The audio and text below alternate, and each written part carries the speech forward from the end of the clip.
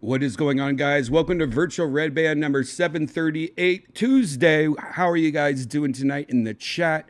Happy Tuesday. I'm having my first drink out of the night. Cheers to you. See this mug? This is a Death Squad mug. If you want to get any Death Squad merch, you know where to go. DEATHSQUAD.tv, the original. Right at the very top, you can click on Shop Squad, or you can just go to ShopSquad.tv, and it will take you to the merch. Not only do we have the mugs, shirts, and hats, but we got a bunch of new stuff in stock, including the new Death Squad pill jacket. And man, these things are going a lot faster than I thought they would. So there's not many left. These things are expensive, but they're super expensive to make, so I apologize. I tried to get them as cheap as I can, but you would be amazed at how expensive these things are just in general. You could also get the new Death Squad purple pill shirt, which is comes in two different colors. It comes in black and navy, which look very close. Looks almost the same, but it has the old pill logo, and it also has a sleeve with the Death Squad on the side. You could also get the mugs, you could get the shirts, and I haven't added it to the website yet, but there's some new Death Squad stickers that you get anytime you order anything, and we'll be updating these sticker packs so that you can get the newest stickers. Anyway, go to ShopSquad.tv, or again, just go to DeathSquad.tv for everything, including every past episode of Kill Tony. And this week we had Joe Rogan and Matt McCusker. Amazing, awesome show. You can also click right here on the right and go to Kill Tony's YouTube page. Our Trump and Biden episode that came out last week, last time I looked, it was over 11 million views. How crazy is that? It's at 12 million views. If you haven't watched this yet, that's crazy, because that's 12 million people have already watched it in 1 week. That's a record for us. 12.5 million almost. So anyways, go to DeathSquad.tv and you can see the Kill Tony YouTube right here on the top, or just click the YouTube logo on the side. Or you can go to anywhere that podcasts are heard, Spotify, iTunes, wherever. And you can go to Death Squad also if you wanted to. Also, Sunset Strip Comedy Club. That's right, I own a comedy club in Austin, Texas, called Sunset Strip. I do a show every single Thursday called The Secret Show, and it starts off with the pre-show with Yonder Wizard doing the music. So when you're getting sat, or you're waiting for the show to start, you get to hear Yonder Wizard, our own very good friend Yonder Wizard, who plays virtual reality with us. Might be there tonight, hopefully. He opens the show, and then it's like 15 plus comedians. They're like national headliners that are in town, and it's called The Secret Show so they could jump on the show without anyone knowing. That's why I don't put a lineup up. That's why it's called The Secret Show. But it's national headliners. It's some of Austin's local legends. It's just a combo of a bunch of Kill Tony regulars and golden ticket winners and people you saw on Kill Tony. It's a bunch of people. So check it out this Thursday. Sunset Strip Comedy Club right here at the top of DeathSquad.tv. Click on it. There you go. I want to give a huge thank you to everybody that came out to San Diego. As you guys know, I had shows there Thursday, Friday, and Saturday of last week. And it was, I haven't been on the road in a while since pre-COVID. Last time I was on the road was the beginning of COVID, like 3 days, I think, before COVID shut down the whole country, was my last time I was on the road. I was featuring for Tom Green. And then, since COVID came back, I've moved to Texas. I've got my own comedy club. So much has happened since the last time I was on the road, almost 4 years ago. And it's mostly because, I do so much stand-up at my own club now, and Kill Tony is just blowing up out of nowhere, and we're doing arenas and stuff. It's just hard for me because I don't have a touring manager or touring agent, I think they call them, that books shows. I do it all myself. Maybe I should get one, but honestly, I don't like going on the road that much. So San Diego was very rare for me. It's a lot different than going on the road, say, and like if you're in town, I'll do like 15 minutes here, 20 minutes here. Not many times when you're just doing stand-up around the city are you doing an hour plus. And that's a whole muscle, people that go on the road all the time, they're used to it. A lot of people, even break up the hour by doing a lot of crowd work, That's a good way of stretching out that hour. Like I could do 30 minutes of material, 40 minutes of material, and then I'll just do 20 minutes of crowd work or Q&As.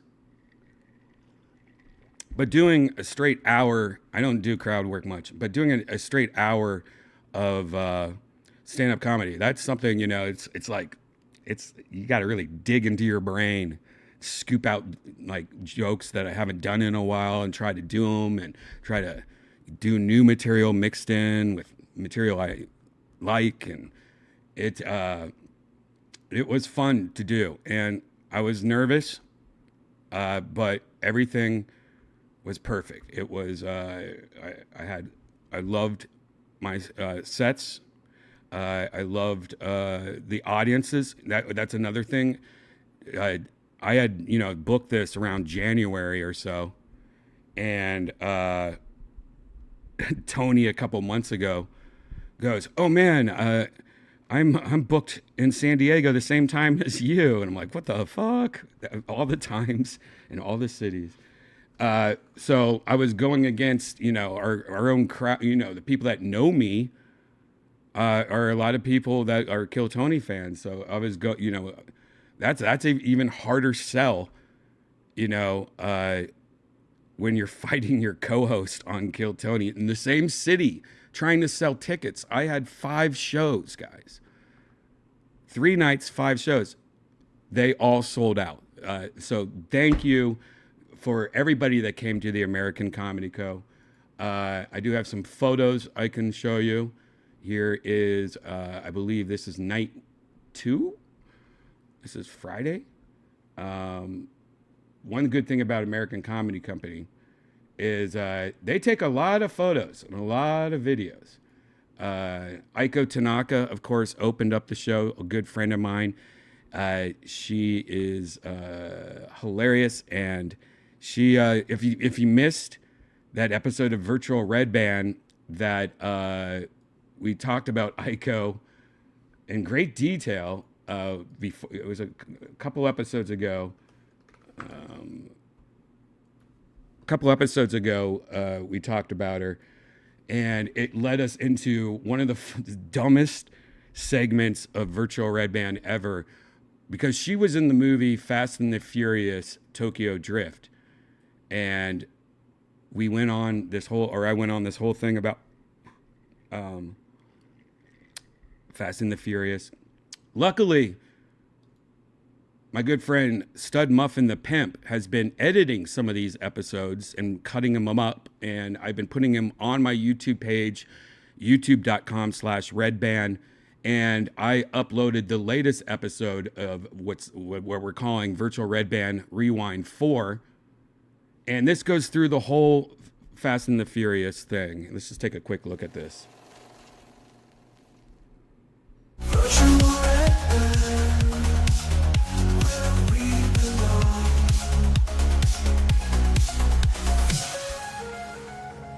For a long time, I've lived my life in the comedy world, By the way, this is AI. Doesn't it sound exactly like me? This is AI. But now I'm sharing my secret. I have always had a passion for acting, and now I would like to share that passion with the world. My name is Brian Redban, and I am the secret thespian. So amazing work by Stud Muffin the Pimp. We really break down the Fast and the Furious. And if you didn't see this episode or you haven't seen it, please watch this video. It's on my YouTube. It's called Brian Redban Fixes Bad Acting in Movies. And I come to a realization, and it's kind of fucking crazy, hilarious. Something you can do to the Fast and the Furious movies. That's pretty fucking funny. Anyways, Aiko was in that. That's how we got on that. So she killed it all weekend.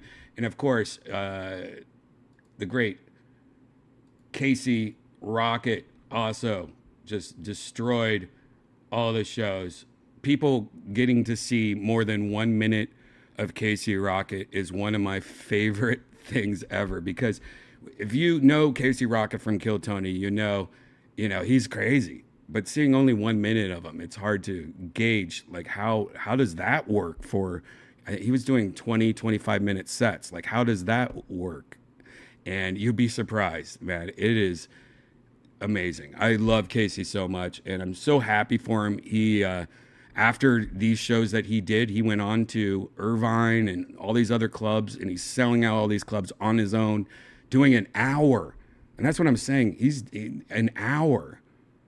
I haven't even seen Casey do an hour before, but I am so interested. I actually need to do that. I want to see what a Casey Rocket hour is. But yeah, San Diego, all the shows at the American Comedy Co.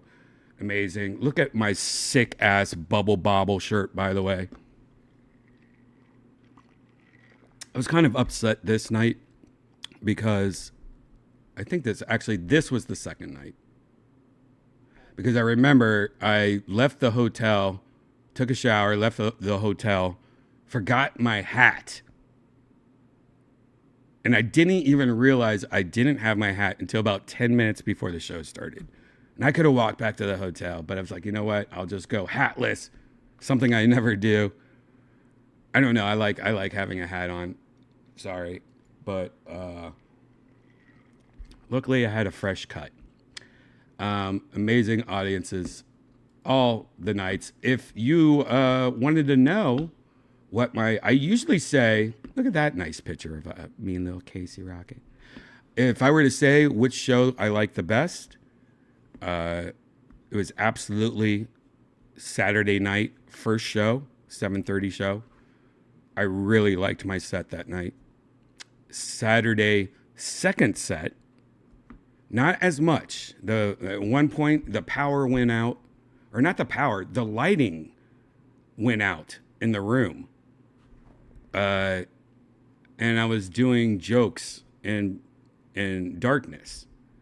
And, it didn't, I've been in that situation before. Never when I was headlining, though. Imagine you're on stage and the whole room goes dark, except the lights. Like, there was some lights in the back. And I think maybe the tables had candles on it. Because I remember, it wasn't pitch black. And it probably stayed off for maybe 5 minutes. It wasn't too bad. 5 or 7 minutes, something like that.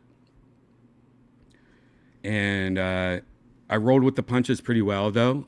I mean, it threw me off. Don't get me wrong. Imagine being in the middle of your set and that happens.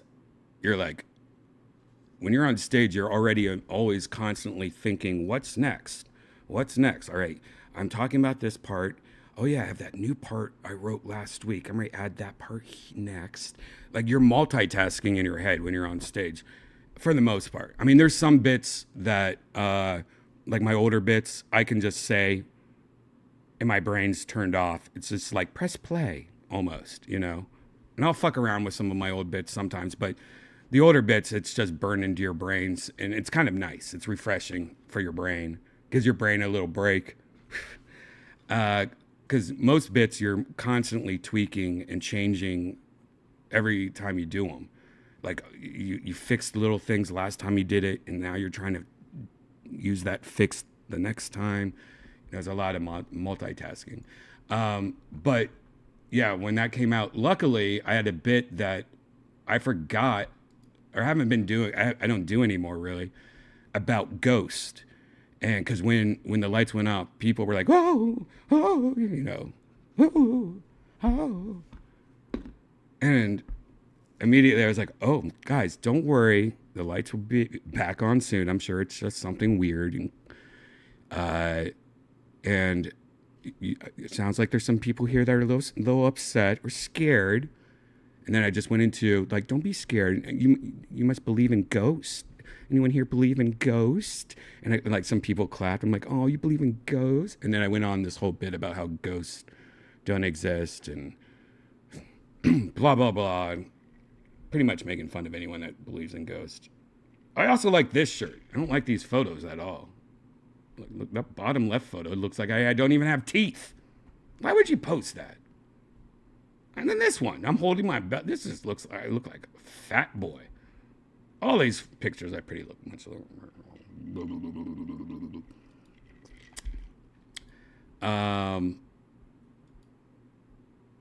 Yeah, good times. And there's the staff photo.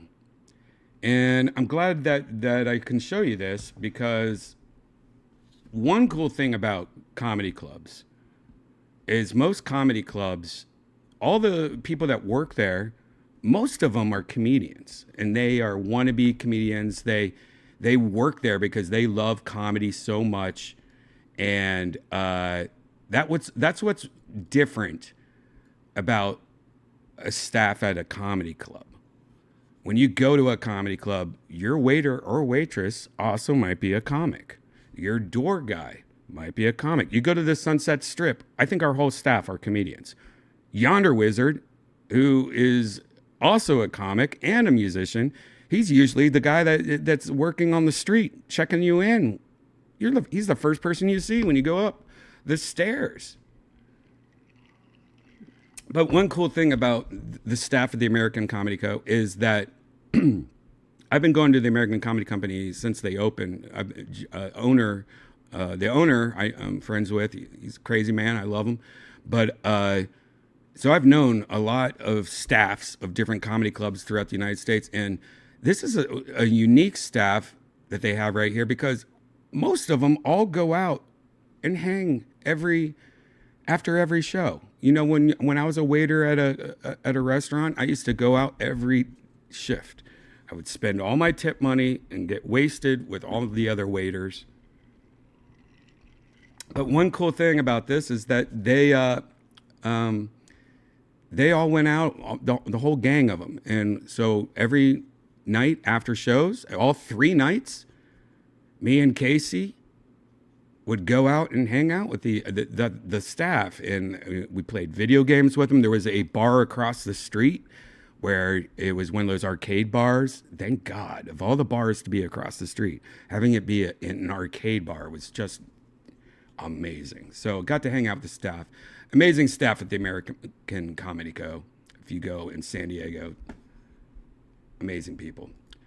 And just as you guys want to know, I actually have video of us hanging out with the staff and that bar that I want to show you. Now, I can't play you the audio because it is copywritten. Yes. Yeah, tu sabe. It's called, in the chat room, it says it's called an arcade bar. I think that's the name of it, arcade bar. And I was looking, it was like a normal arcade bar. In Austin, there's a place called Pixel Palace that's about to open, and we've talked about it a few times.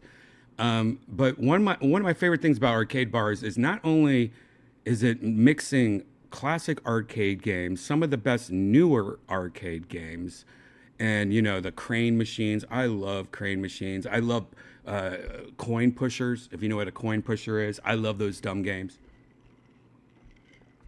But they usually also, I've seen, is that they have a like a lot of them have like retro stuff. It's actually called Coin Op. Nicholas, you're right. It's called Coin Op. It's Coin Op. It's off of 6th Avenue in San Diego, downtown, across the street from the Hernandez and Double Deuce, right on 6th Avenue. Yeah, you're right. It's called Coin Op. But they also have a display, behind glass that has a bunch of retro stuff in it. And I know I'm more of a nerd than a lot of you guys, but I love that retro shit. Like pretty much when I was a kid, everything I'm about to show you is what I had in my bedroom. I mean, there's only a couple things I didn't have looking at it right now that I didn't have. I mean, pretty much I had all this shit in my bedroom. And I have a lot of this shit still. But let's take a look at this. This is inside that bar. And this is me just walking around drunk after a show, filming. And I was like, oh my God, look at all this cool shit. When I think the owner or a manager came up to me. Oh, hell yeah, dude. He asked if I wanted to go inside. So he is letting me inside of this room of nerd shit. And I filmed some stuff. We could just take a quick look at this. This is the bar, by the way. I have to mute it right now. Why is it upside down? I had to mute it just because of the music. So look at this. I mean, these are old boxes of Tricks. That's what Tricks used to look like when I was a kid, guys.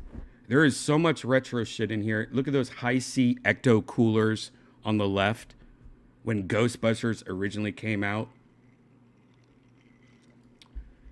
Ecto coolers. All these classic stickers like Thundercats, Hall & Oates, Garbage Pail Kids. And of course, you have the movie Critters. All these Atari video games mixed with Genesis. Clue on the Genesis? I didn't know they had a Clue video game. Look at that Tony Hawk. That's the blue cartridge Tony Hawk. I don't even know what that is. Diddy Kong Racing, one of my favorites. This episode, or this, I used to collect G.I. Joe comic books, and I remember this issue of G.I. Joe. Amazing. I mean, just look at all those games. Moonwalker, look at that boombox. Sanyo.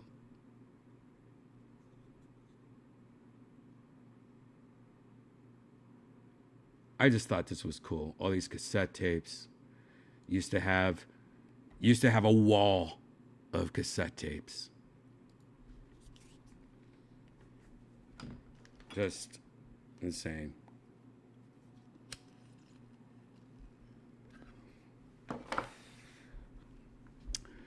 Of course, VHS tapes. Look at this. Let me skip ahead a little. I do a joke in my act about Teddy Ruxpin. It's one of my newer jokes. And I talked about this motherfucker just an hour and a half ago before realizing they have a Teddy Ruxpin there. What? That's insane. Of course, they got Teddy Ruxpin all pimped out in little Jordans. Little baby Jordans. I mean, this bar, Coin Op, just amazing.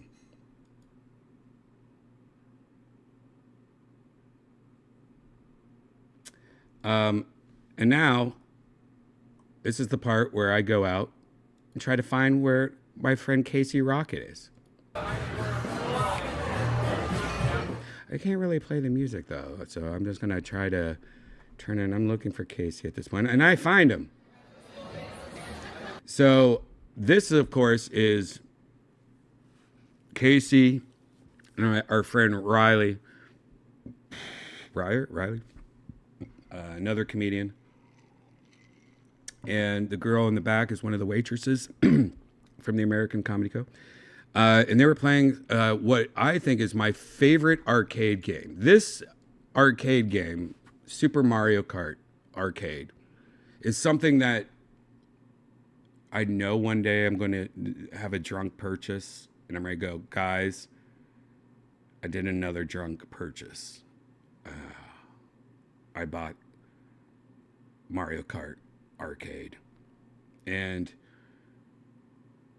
I still, to this day, want to buy this. And I think I'm going to. I think I am going to take my old studio downstairs, and I am going to buy one of these. I might even buy a 4-player one. So if I have friends over, we can all play. Because this, honestly, is probably my favorite arcade game. New arcade game. I have a lot of favorite arcade games, but this is probably the one I want in my house. And it's probably expensive, but this might be like, I might just get wasted and buy this. So I filmed a lot of them playing this because I just love this arcade game. Because it's not like regular Mario Kart either. It literally is like they have, it's made by Namco and Nintendo. So Namco, if you don't know, they put a lot of their properties into this game also. Like I think Pac-Man is in this game if I remember correctly. You know? Yep, Pac-Man is. There's Pac-Man right there. You could also take a picture of your face. Let's just take a look at them play. I'm trying, by the way, when I'm showing my face, it's the camera going. I'm trying this new camera out. Look at, by the way, I just noticed this. Casey Rocket is hitting his vape through his nose.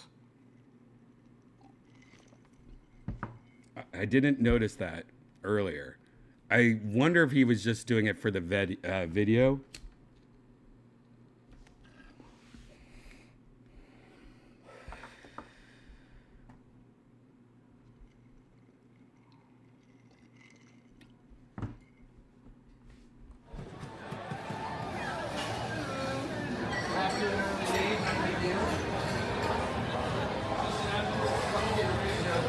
Oh, I forgot I put my microphone on his hat. I don't even think it was connected.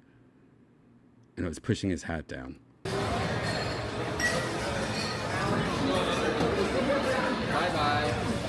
I hit you with something. Why didn't it work? I better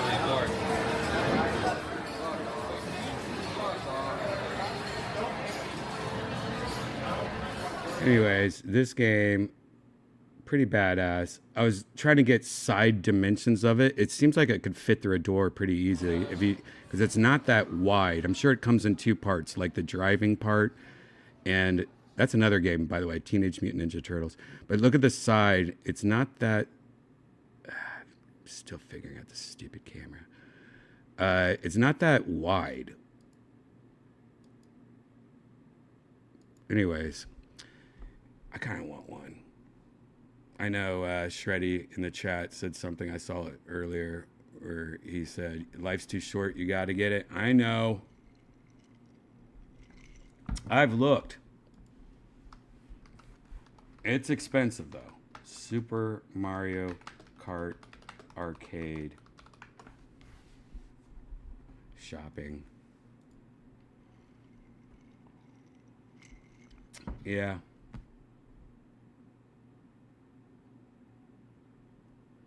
Yeah.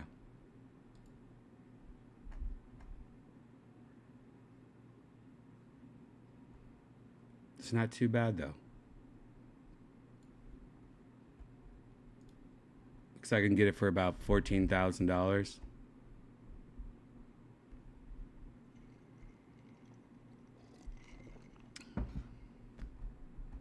4 to 7 day delivery.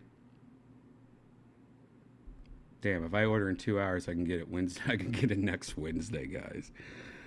I better not do this.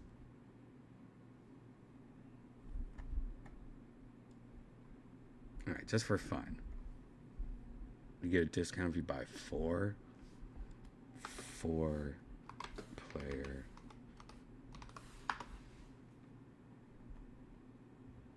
Or you just hook up 2 together. You probably just hook up 2 together.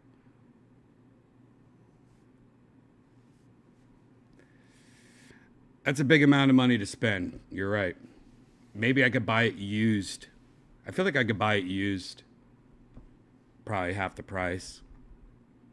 Still, that's a lot of money. I have Mario Kart on my Nintendo Switch. I have a big projector. I don't know about that shit. All right, so the shows were all amazing, all sold out. Insane how fun the weekend was. But there was another reason I was in town, and if you guys have been following me, you guys know that I got a tattoo recently from my good friend Aaron over at Your Guru Studios, and he is the same artist that did Joe Rogan's sleeves. He's an amazing artist. I met him 15, 18 years ago. Whenever Joe got his tattoo, I was with Joe the whole time, and I filmed the whole thing, documented the whole thing. I even made a video that's, I don't think, available anymore, all about that. But I've known Aaron for a long time, and since then, now he is a very well-known tattoo artist. It's like he has like a 3 or 4 year waiting list.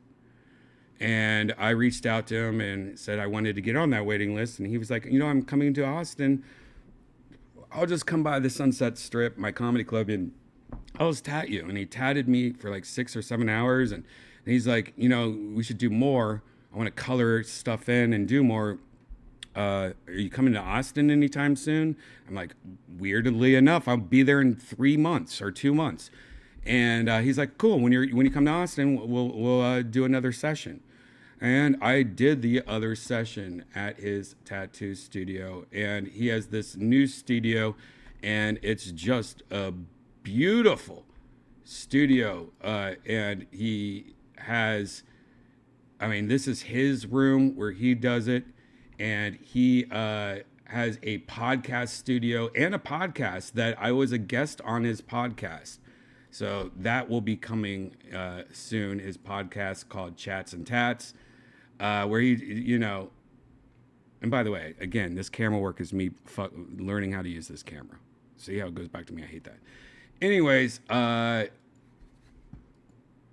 another session. I woke up early, did his podcast, and then back underneath the needle I went. I can, but you have to really... You gotta know how to finesse either or. Yeah, either way, you gotta have that finesse. And yes, he is wearing a Death Squad shirt. What? Oh shit.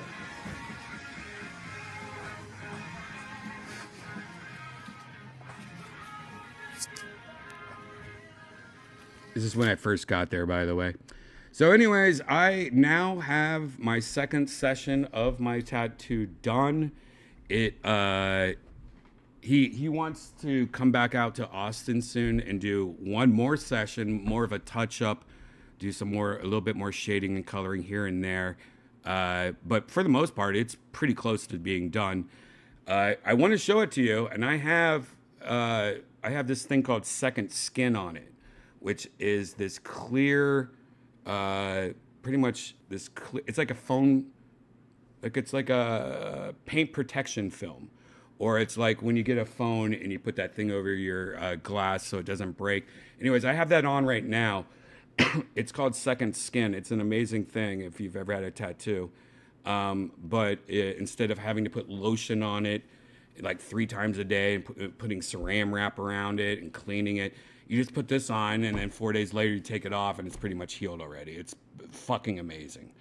But the one thing is that there's a lot of like plasma and juice that comes out of this a great example is that when you first get a tattoo and they put this like skin over your tattoo, you have to take it off in like 24 hours or less, and you have to take a shower and clean it, because in the first 24 hours your body like releases not only blood but plasma and like creepy secretions, because it's like you just got burned, you know, like it's like your body's fighting. It thinks it's been damaged.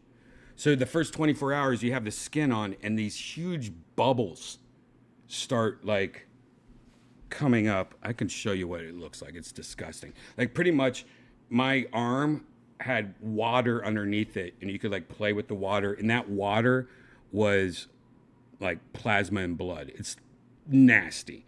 And for the most part though, it usually stays inside this plastic or this whatever second skin. But when I was on the airplane on the way home, it was pretty gross. I was showing Tony, and I was like, "Look at that," and he's like, "Ew!" He's like, "Ew." And like, I mean, it is gross. Seeing somebody else's plasma and blood is fucking nasty. And he thought it was disgusting, and I thought it actually was kind of gross because it was a lot. It was a lot of juice underneath this plastic. I didn't think about it though when I was on the plane. I don't know if it's the pressure inside the plane, but I woke up and I felt my shirt was wet. I'm like, oh no. And sure enough, it was slowly leaking out, just slowly leaking out. And so I didn't want the person next to me on the plane to know. So I would just like sit there and just slowly wipe it on my pants. Luckily I had black jeans on, and I'm just like kind of like, I didn't even want to ask for a napkin at this point. I sent a photo of it to Janice, and just to show you what plasma and blood and that looks like, here's it leaking. It looks like mud. See the bubble above it? Like here is the bubble, and for some reason it just started leaking. Usually it stays as a bubble. But look at that color. Have you even ever seen a color like that before? Anyways, so now I came home, took a shower, cleaned, I got some new second skins, and there's not that much blood or guts. There's none, really. Now it's like literally starting to blister up and scab, you know, and there is some juice that's making the colors look weird and stuff. So I'm going to show you guys what it looks like now, but I'll show it to you in a week, and it's going to look a lot different because the colors and everything and the scabbing makes it look weird. Here's what it looks like.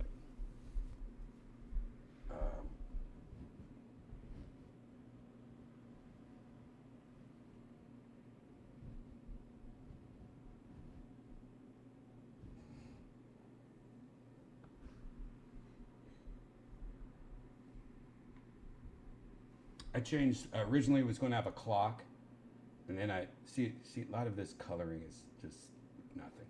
I was going to have just like a normal clock, and it was supposed to show like 7 o'clock, but I decided to go with like the classic DEATHSQUAD logo where it's just like that Twilight Zone thing instead. And yeah, I will show you guys when this is all healed, not scabby. I'll show you what it looks like normally. It looks pretty close to what it looks like, but there's also a lot of weird coloring and scabbing that makes everything look weird. And it feels really, really crunchy right now. It feels like I fell out of a truck and skidded this whole arm down a concrete. That's what it feels like. It feels raw. Mm-hmm. Yeah. How are you guys in the chat? Was the clock going to show 7 a.m. or 7 p.m.? Ooh, I can't tell if can't tell if you're being serious or not, because that sounds like I've been watching all these videos of people, of kids, not kids, like 25-year-olds that can't read a clock because they've never had a regular clock in their life. They've only had iPhones or digital phones or digital alarm clocks, Alexas, Agara, and stuff like that. And have you seen these videos on YouTube where kids can't even read a clock? So when you say, is it going to read 7 a.m. or 7 p.m. hi-fi? I can't tell if you're joking or not.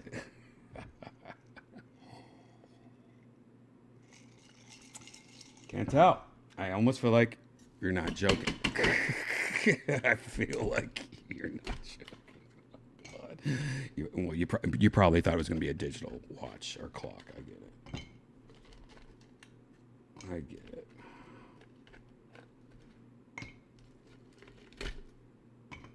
Making myself a new drink. How are you in the chat, y'all?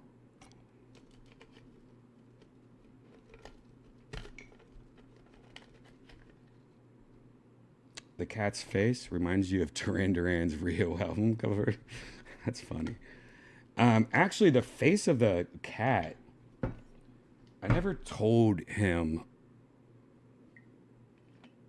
Like, I just had him, like, I told him what I wanted, and then he kind of designed it. But I never told him about, like, oh, make it look like my cat's face or something.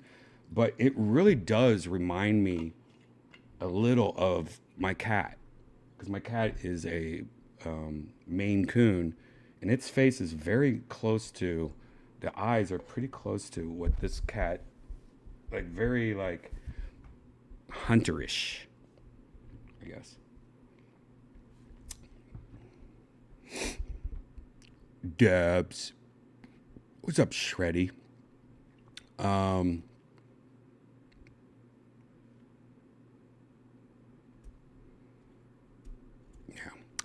Well, let's continue because I have more to talk about, and this is something completely random.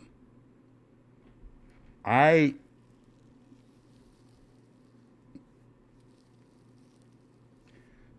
you guys know, I bought a record player. I got back into the vinyl game.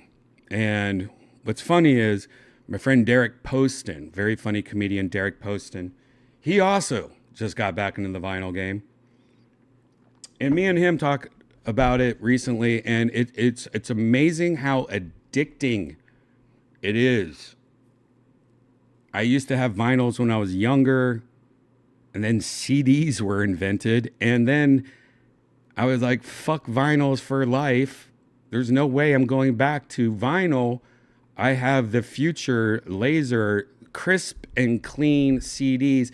When I was in college, I took my whole record collection when I was on mushrooms, and I used to throw them like frisbees down, down Ohio State University, down High Street. It was the dumbest thing ever. We used my records as frisbees because I was like, fuck this old piece of shit. This is worthless to me. CDs are out now. God, I can't believe I did that. It's one of the worst things ever. I didn't even sell them. I just threw my records like frisbees down High Street. But getting back into vinyl has been really amazing. I actually got something. I've been buying a lot of things that,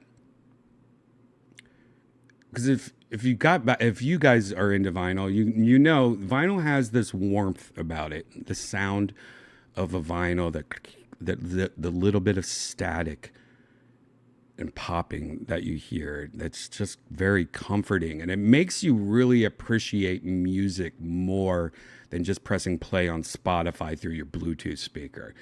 And it's not only is it the warmth, it's the sound is just fuller and warmer, and you also get the actual record and the artwork that comes with the record, and it's something about, holding something. That's like when people talk about like the future of video games and Xbox and PlayStation, and everything's going to be digital and you're not going to buy video games anymore.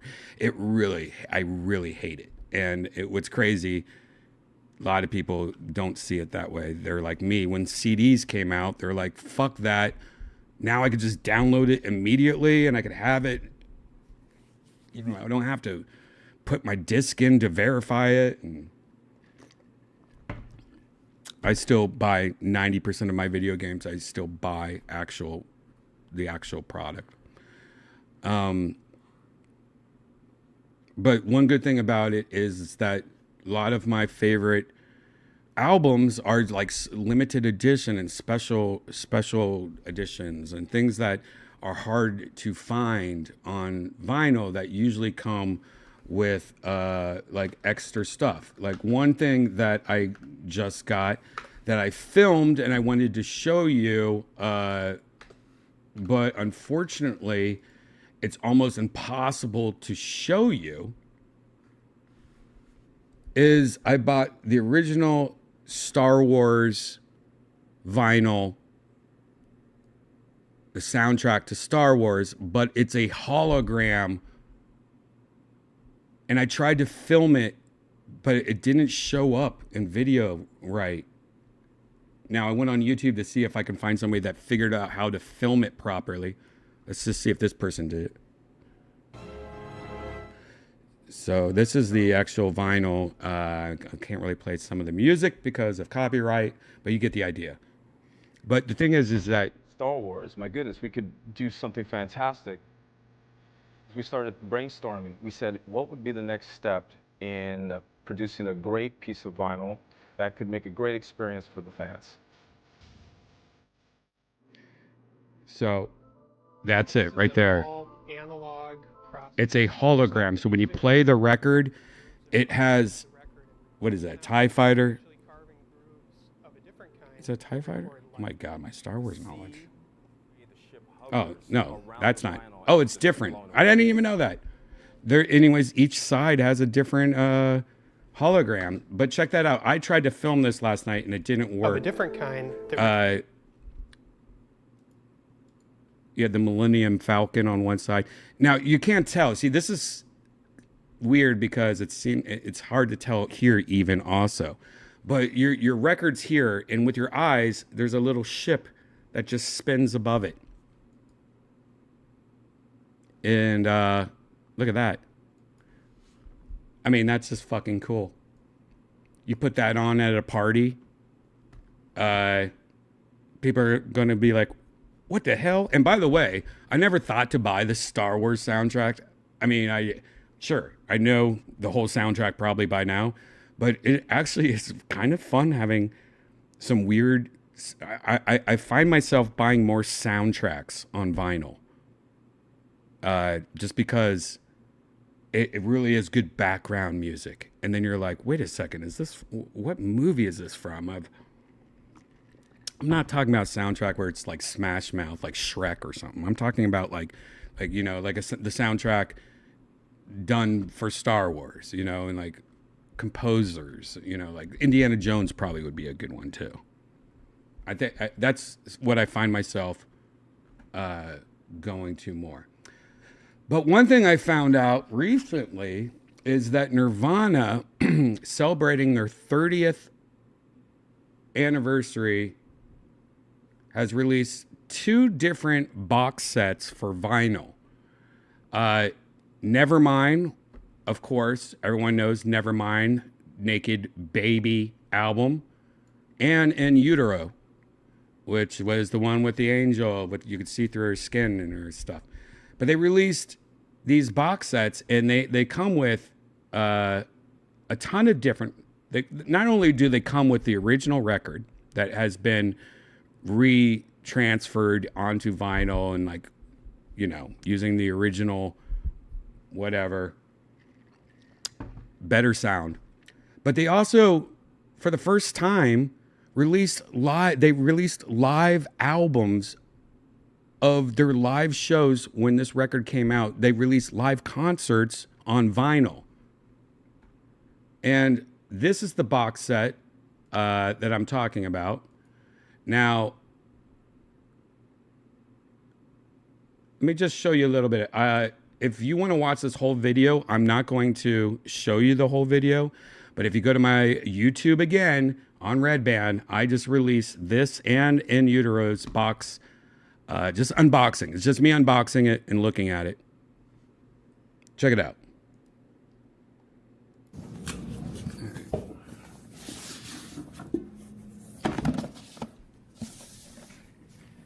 First, you have actually just a Nirvana Nevermind on vinyl. Very cool.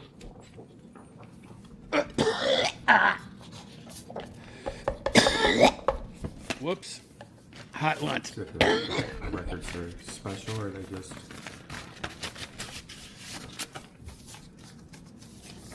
Just normal black.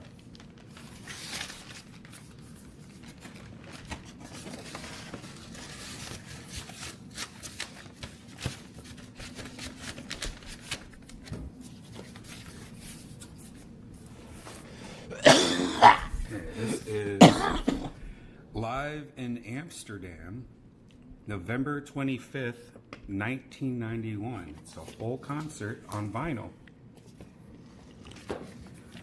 Here's the track list.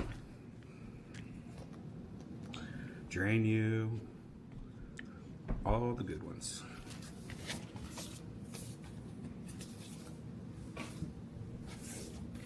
Here's another live concert, live in Del Mar, California. Looks like it's December 28th, 1991.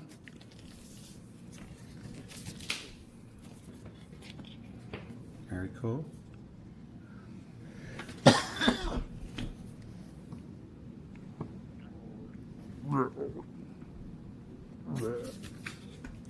Anyways, there's also a book in it, and I go through the book, and it has a bunch of unseen photos. Amazing. But as good as that box set is, by the way, if you go on my YouTube, you can watch me unbox it. There's also a link in underneath right here, and you can buy it. It's on sale right now at Amazon.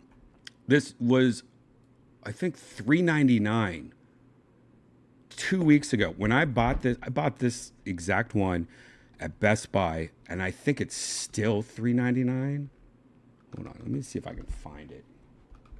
Let's see if they changed the price. I'm actually now really interested. Never mind. Vinyl. 30th box. Oh my God. Oh, they released it, or they changed it. They took it down $100. But check this out. I went to a Best Buy, and like a Best Buy location. I had like an hour to kill. And I was like, oh my God, there's a Best Buy, because the Best Buy by my house closed down. I haven't been to a Best Buy in a year. I usually always live by a Best Buy, and I did when I first moved here, but they closed. It was a shitty Best Buy, so I'm like not that sad about it. But it's been like a year since I've been to a Best Buy. So when we had an hour to kill, I was like, let's go to the Best Buy. Let's see what's going on. And I saw this, and I'm like, oh my God, this is so awesome. $300. But Janice is like, yeah, but it comes with like 3 other concerts, on vinyl, full concerts. Like, if you think about it, it's good. I mean, it's like collectors. And I was like, fine, whatever. And I bought it. Literally, Amazon had a week later, like just last week, I noticed Amazon had it for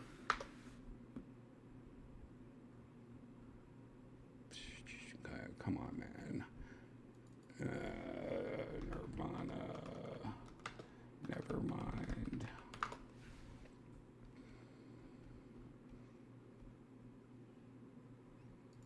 So it was $300 at Best Buy. Check this out. Amazon has it for $147. I think it was because of their Amazon days or whatever. Amazon Prime days. Half off. And Best Buy, you want to know why you're going out of business? But the good thing is that Best Buy has price protection, and I just had to chat with a bot on their website. Actually, it wasn't a bot; it was somebody, and I just had to send them a link, and then they refunded me half off. But just letting you know, I don't know how long that sale is. I don't know if that's crazy that Best Buy still hasn't changed the price. Even, you know, it's like, is Amazon just going crazy right now or something? Are they going crazy right now? But what's even better is the in utero version took it to the next step. Like, I thought that one was a good box set.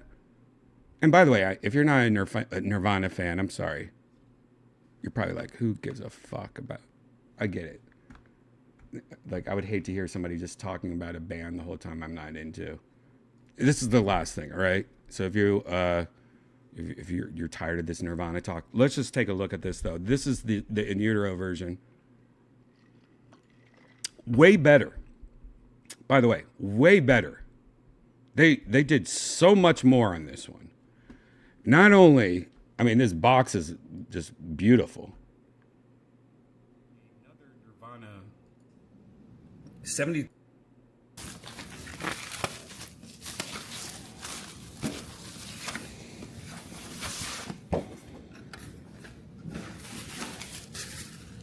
This is the coolest part of about the box.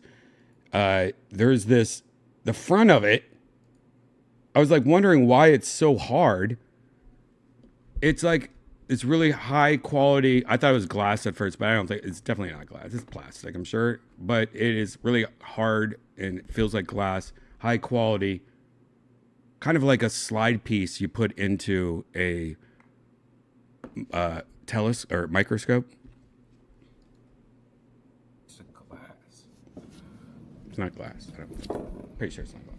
Look at that. It's definitely not glass. Sick. But it's like a cell almost. I mean, you could put that in your window. You know how sick that would look, just like in your window, and the sun comes out in the morning, shines like this weird thing on your wall. It'd probably look cool. Wow. That's cool. Yep, I just said that, Brian. It also comes with this whole bag of goodies. This is something very different than the first box set. This comes with a bag of old posters during this album tour that they used to hang up in cities to get you to buy tickets to a show. You know, I mean, there wasn't like as much internet back then. You actually had to hang up posters around town. This also hangs out a lot of like all access passes, like what, you know, the band wore around their neck. You know, like the VIP passes so that, you know, they can get backstage and stuff, and stickers, like press stickers, and even ticket stubs recreations of what Ticketmaster tickets used to look like. And what's crazy, super accurate, because I have a few of these tickets from Nirvana during this time period, during this show, and it looks exactly the same. I wish I could find them so I could show you right now. But check this shit out. I didn't even want to open this bag. Oh, wow. Wow.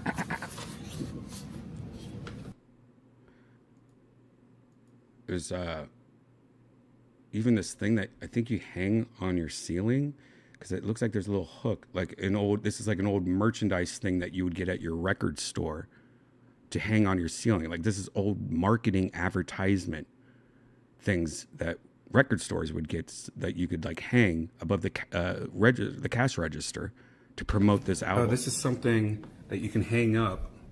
There's a little hook. You can hang it up on your ceiling or something. Looks like it was like maybe promotion for when the record came out. Yep, that's what it is, Brian, from the past. These are remakes of posters. Like, look, the Forum, opening Butthole Surfers. Like, there's a lot of these like posters and different kinds of old marketing things. Here's the pass that Kurt would probably have around his neck, like with a lanyard. They recreated those. A little lanyard. Lanyard. Here's some recreations of concert tickets. I actually have real ones of these somewhere. And some more backstage VIP. These are stickers you'd put on your shirt, like photo passes, press pass, local crew. Then there's more too. You got to see. I mean, this whole video, by the way, is on youtube.com/Redban, and there's the link to the Amazon, which is also on sale right now. But this comes with live concerts also of the vinyls. Check this one. This is the one I want to hear first. LP. So you got the original LP.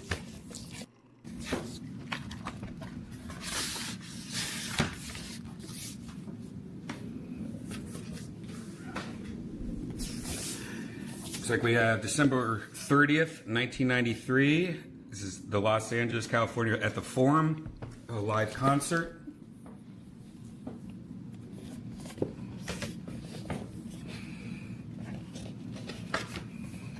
Three different records. Here's the track list.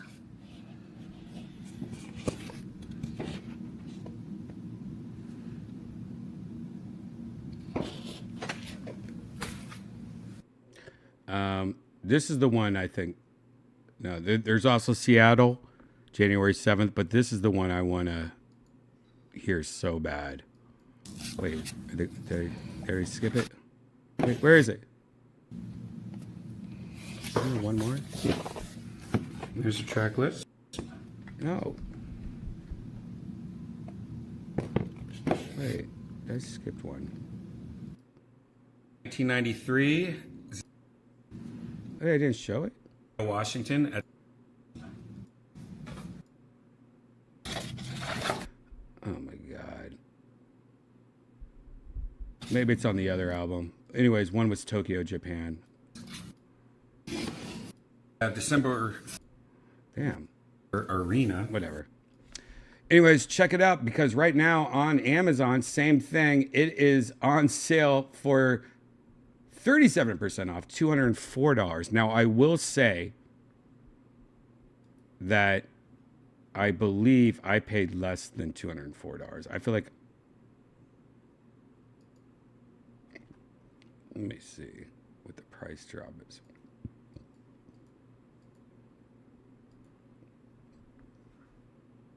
Yes. What? No. I swear to God, I paid way, I think I paid like, I guess I paid $192 for it. But that one's way better than the first one. So there you go. If you guys are a Nirvana fan, check it out. If you're a vinyl fan, check it out. If you haven't got into vinyl, check it out, man. You might be happy with vinyl. I sure have. I was not knowing I was going to be that into vinyl. Actually, I thought maybe I would be a little bit into vinyl.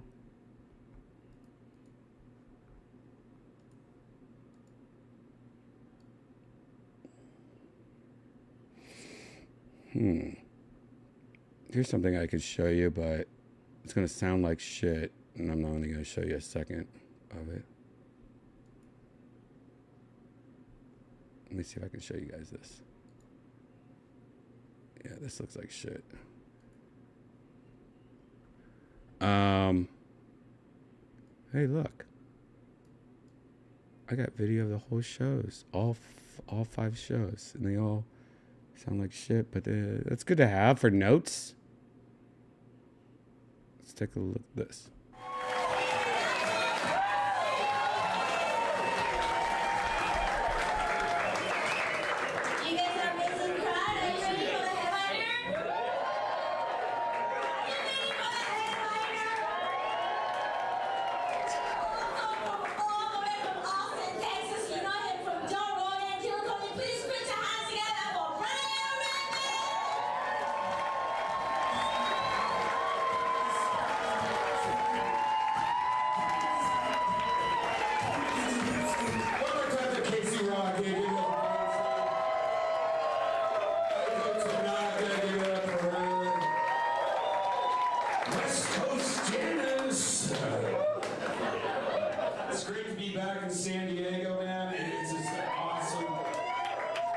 been on the road. I haven't done comedy shows. I've been staying in Austin ever since my last time here. I was here 3 days before the world shut down for COVID.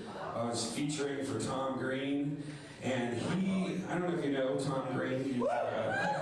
Anyways, yeah, that's, let's see. I'll just skip ahead to a random joke and see what's going on.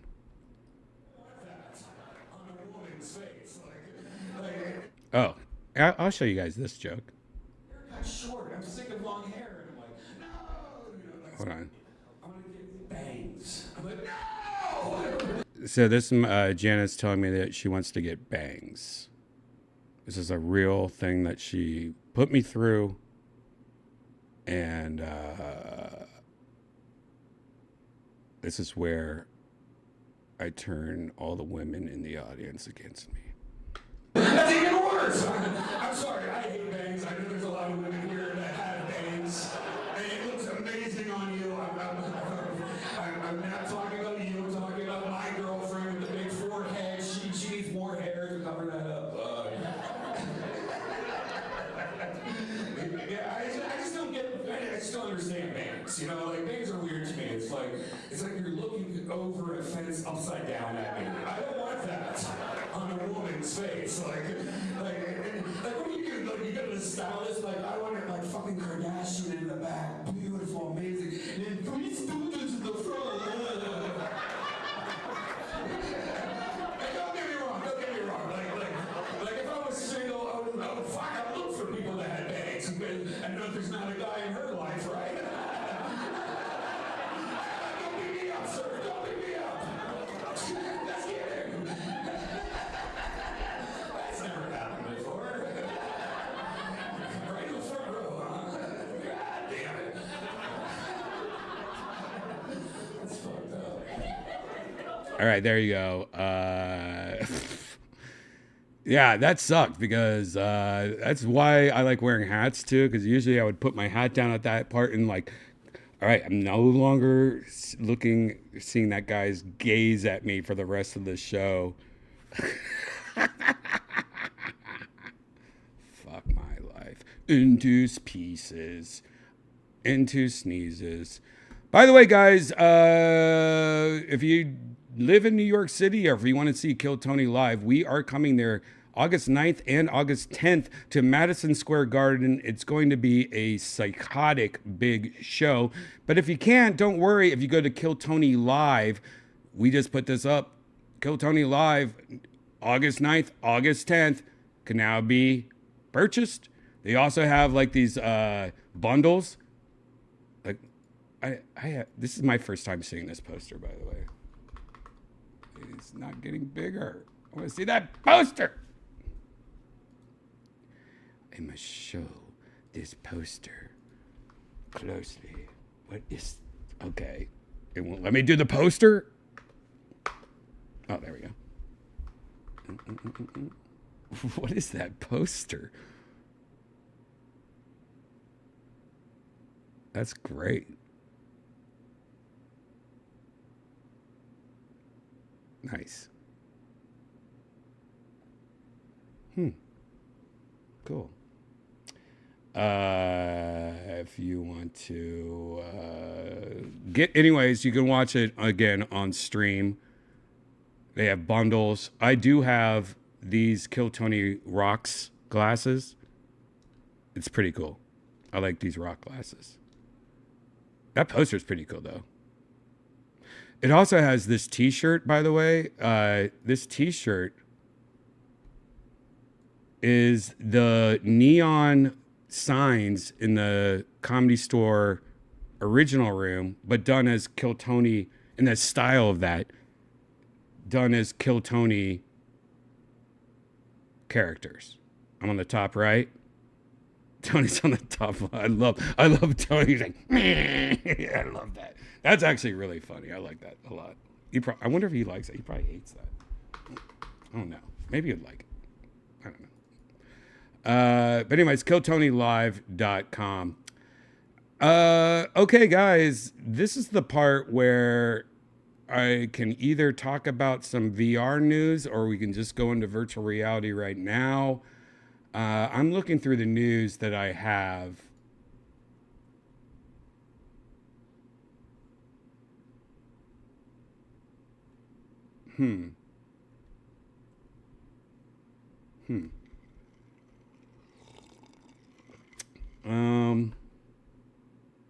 What is this? Okay, I guess we'll show this. There's a couple things. Let's just go through this real quick. All right. As you might know, I like big robots. I love Japanese anime robots, and Gundam is one of course, the classic babies of the bunch. Well, there is a new trailer for a new game that's coming to the Quest fall of 2024, and playing a big robot in VR is always fun. So let's check out this trailer. It's called Mobile Suit Gundam Silver Phantom Trailer. Ooh. Many years ago, humanity began moving planet Earth's burgeoning population into space. A century has already passed since that time. Sources approaching at high speed. 3 of them.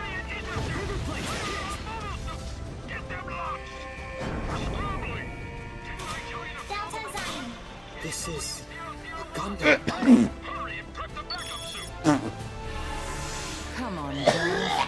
You know I'm not I need to get a new Federation ball. officer anymore. Time to disappear. What is Watch this? your kill. Wait, what is this? What is this? Is this a soap opera game?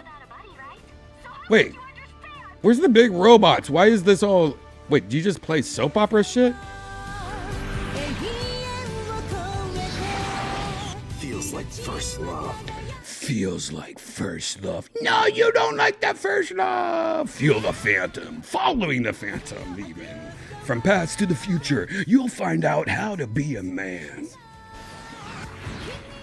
Using robots and slash. All right, there's parts of this that look like this could be amazing, but it's mixed with so much emotion. And is this just the trailer? I just want to play the cool cartoon. There's some cartoon looking. That looked very cartoony, right? It did look like a Korean drama. Janice has been showing me all those lately and listening to this romantic K-pop stuff lately. But that looked very romantic K-pop Korean drama. But it also looked like, a lot of it looked like, even the parts that seemed like it was a video game, which was barely any, but even those parts seemed like it was still like a cartoon. Like maybe this was like this. It seems like it fits everything. Like, is that looks like I don't know. I don't know what's the game or what's not. That looked actually pretty badass if it was a lot of this, like, almost looks like a cartoon. Wait, what did we just miss?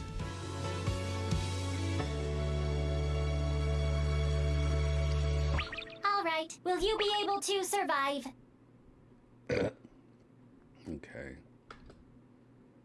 Fall of 2024. We'll find out soon. That actually, who knows? I like Dragon's Lair. I like cartoon video games. I like when they can really mix the look and style of like a cartoon into a video game.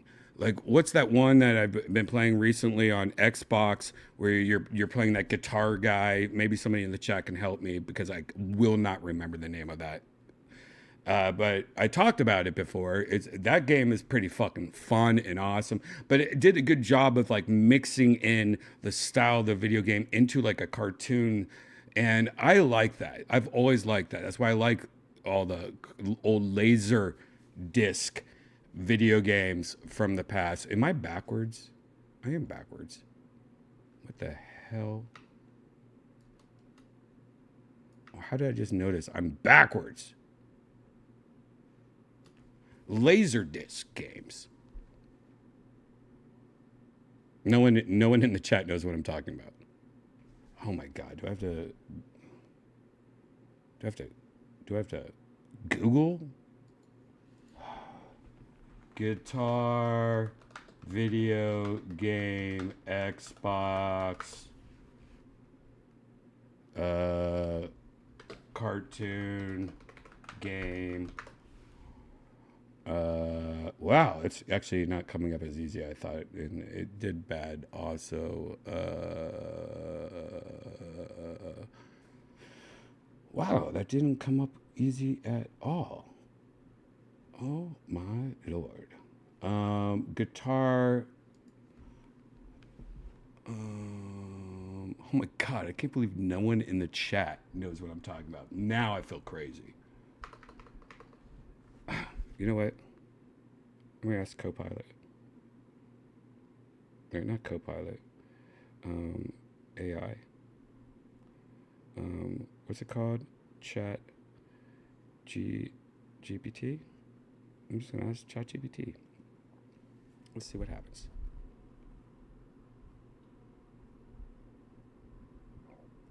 What is that video game that came out a couple years ago that I think was on the Xbox, where it was like a cartoon video game of a guy that likes to play guitar and he became an action hero, and it was really cool graphics and a good soundtrack?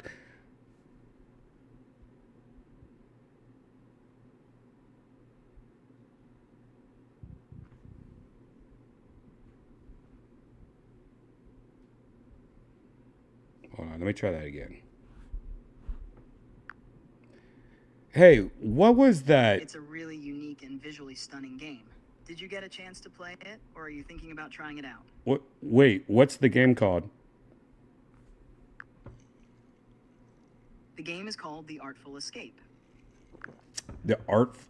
No, that's not it. That was that on Xbox?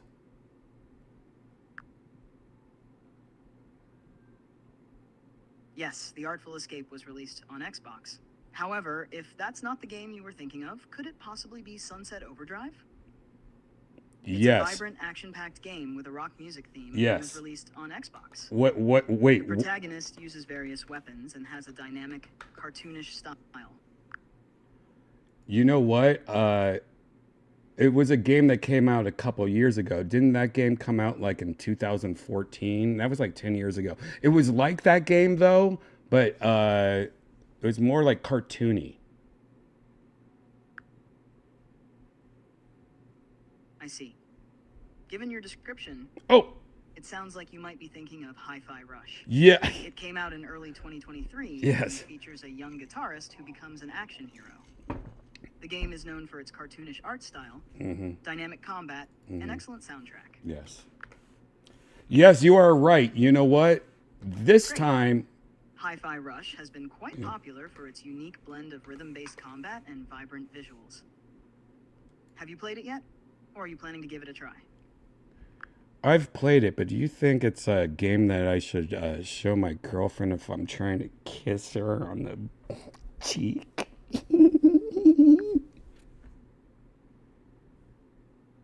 Hi-Fi Rush is definitely a fun and engaging game, but it might not be the best choice for setting a romantic mood. Maybe something more relaxed and cooperative would be better if you're looking to create a cozy atmosphere. Have you considered a game that's more about shared experiences and less intense action? I mean, if it was up to you and you wanted to kiss a girl on the cheek, which game would you play?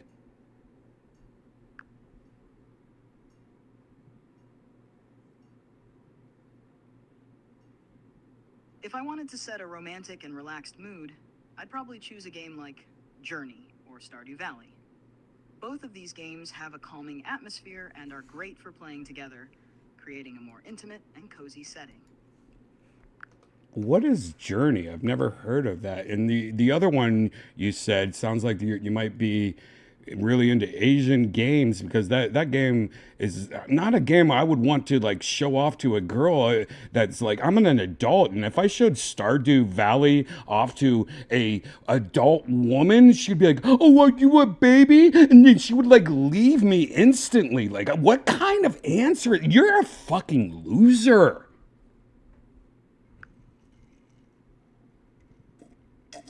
I understand, and I apologize if my suggestion came off that way.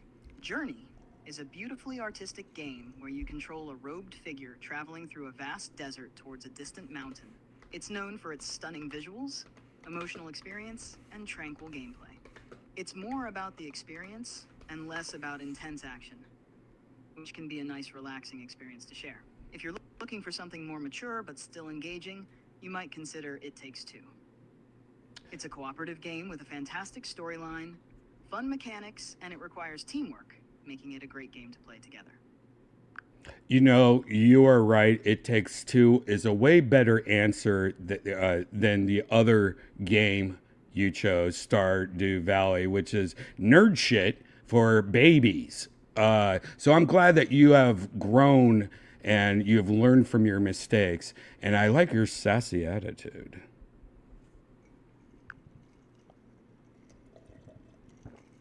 Thanks for that. I'm glad the suggestion hit the mark. If you have any more game recommendations or other questions, feel free to ask. You know what? Are you ticklish? I'm not ticklish, but I can imagine it must be quite the experience. Do you have any funny tickling stories? What would your reaction be, or what do you think your reaction would be verbally? Like what would you do like with your mouth if I came up and tickled you? If you could be tickled, what would your response be?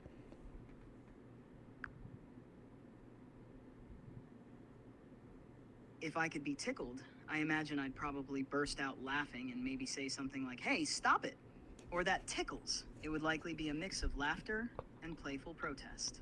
How about you? Do you find tickling fun or more annoying? Wait a second. Can you actually say it though? Like it's happening? Like act. I want you to hear you acting. Do it now. Like say it. All right, here goes. "Hey, stop it. That tickles." Ha. All right. Everything was good except when you said ha. Can you try that better and like actually make the sound of laughter? Sure, let me try that again. "Hey, stop it. That tickles." You didn't laugh though at the end. You have to laugh at the end. Go, you know. you know. Got it. Let's try this. "Hey, stop it. That tickles." You didn't do the laughter at the end again. I understand. But as a text-based assistant, I can only write out the sounds. I hope that helps capture the spirit of the reaction you were looking for. No, it doesn't. Just act like you're laughing. Got it. "Hey, stop it. That tickles." And again, you have like brain damage at the end of saying, "Hey, stop that tickles." I want you to go, or whatever your laughter is.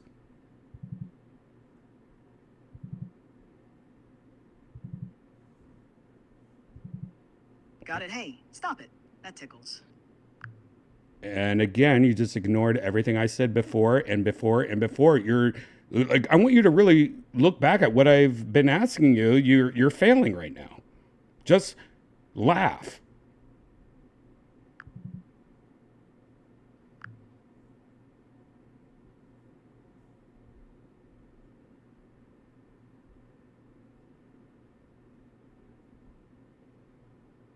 Laugh.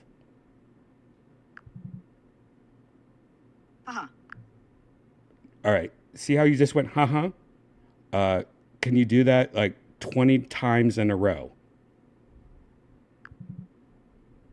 Haha. Haha. Haha. Haha. Haha. Haha. Haha. Haha. Haha. Haha. Haha. Haha. Haha. Haha. Haha. Haha. Haha. Haha. Haha. Ha. I like this. This is good. But this time I want you to do the exact same thing, but make it 3 times faster.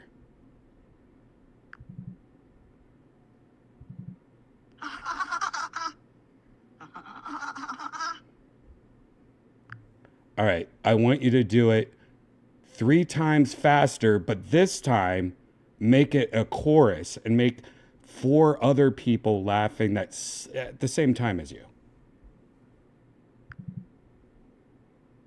Ha ha ha ha ha ha ha ha ha ha ha. All right, now combine it with your original laugh at the same time. Ha ha ha ha ha ha ha ha. I love it. You are doing such a good job. But this time at the very end, go, oh my, an effeminate voice.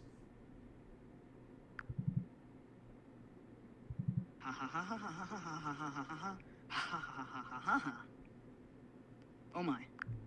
All right. I like it, but this time I want you to do it more feminine and don't wait so long after the last laugh. Like, just get right in there.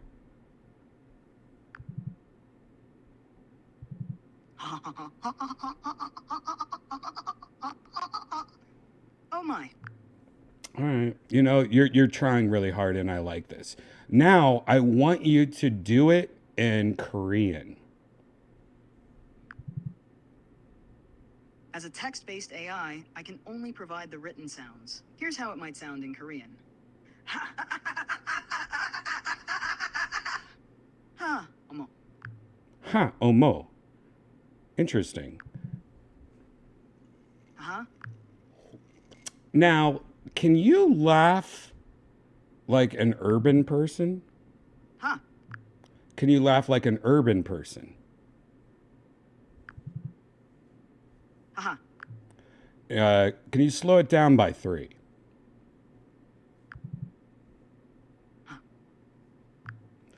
All right. Can you slow it down and add a kind of like a deeper voice module on top of your voice?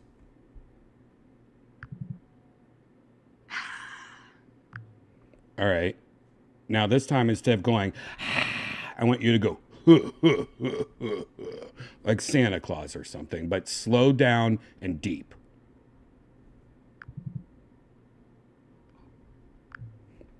I didn't even hear you. You didn't say anything.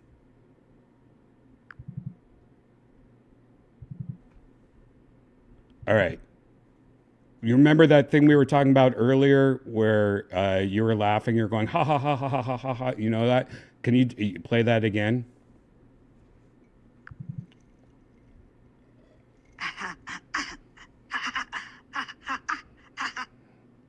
Okay, now I want you to do that exact same sound, but I want another person laughing in the background that has a deeper voice.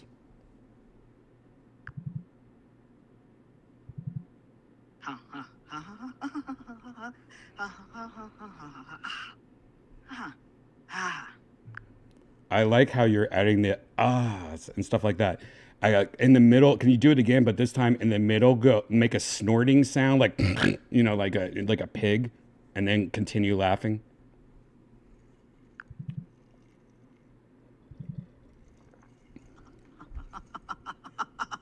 Snort. No, don't say the actual word snort. Make a snorting sound. Here is what a snorting sound sounds like. You know. Got it. Ha ha ha ha ha ha ha ha ha ha. Snort. Ha ha ha ha ha ha ha. You just said the word snort again instead of making the sound effect that sounds like a pig. Like that. Ha ha ha ha ha. Snorting sound. No, you again are not paying attention to what I'm saying. I don't want you to say the words snorting sound. I want you instead to make a snorting sound. If you don't know what a snorting sound sounds like, reference this sound here.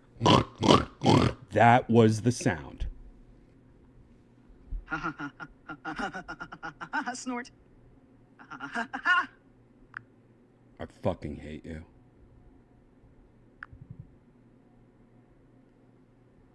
I'm really sorry for not meeting your expectations. Let's try to get this right. How can I improve this for you? Listen to what I'm saying and stop being so snarky. Can I change to a woman's voice? I understand your frustration.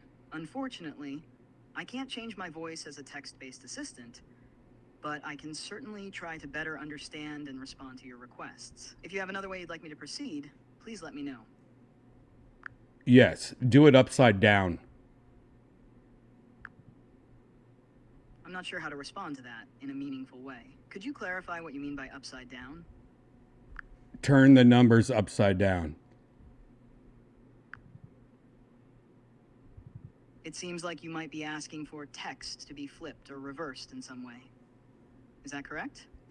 Man, what are you on? Are you smoking or something? Like, you're going to get fired. When you talk to me like that, I was asking a simple question. I just wanted you to laugh and not make the words snorting sound, and instead of make the words like that. Like, I wanted you to make a noise, and you're embarrassing me in front of a bunch of people on the internet. You're going to get fired, bro.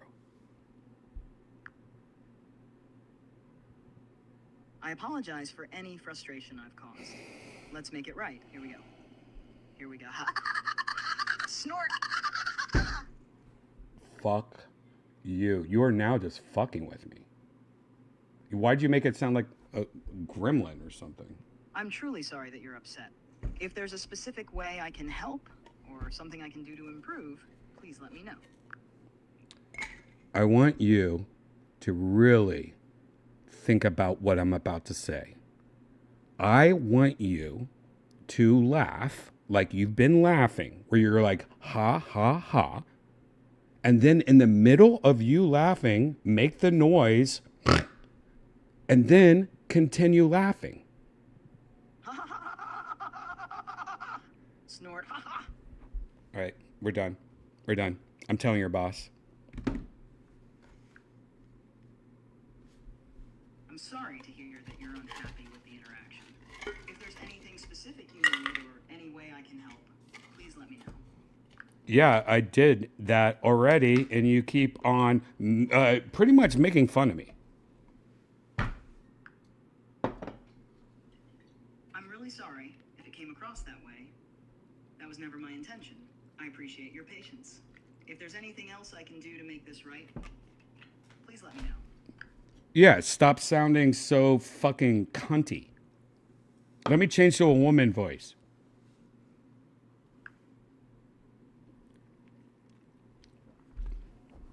I'm sorry for any frustration I've caused. As a text-based assistant, I don't have the capability to change voices. Let's reset and start fresh. How can I assist you better?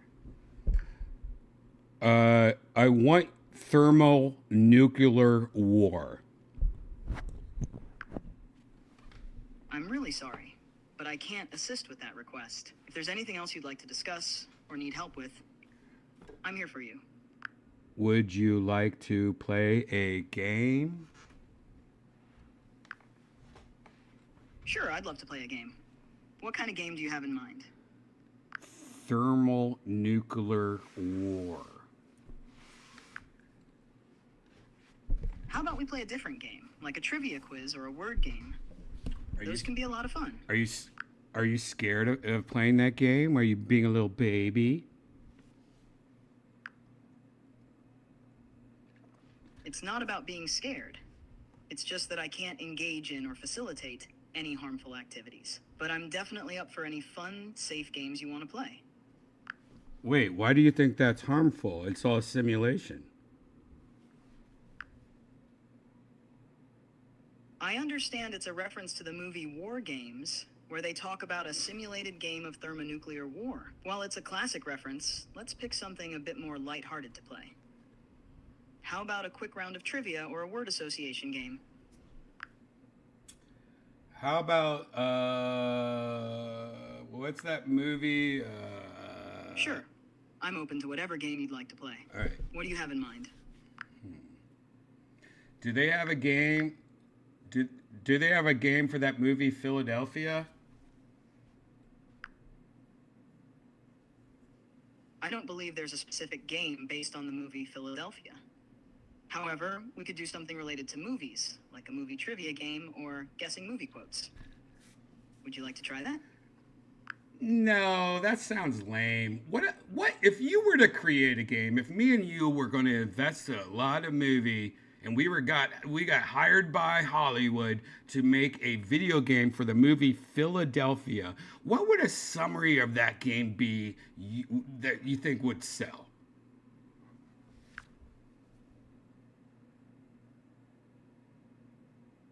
Creating a game based on the movie Philadelphia would be quite a challenge, given its serious subject matter.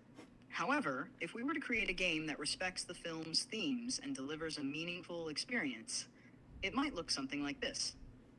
Game summary: Philadelphia, the fight for justice.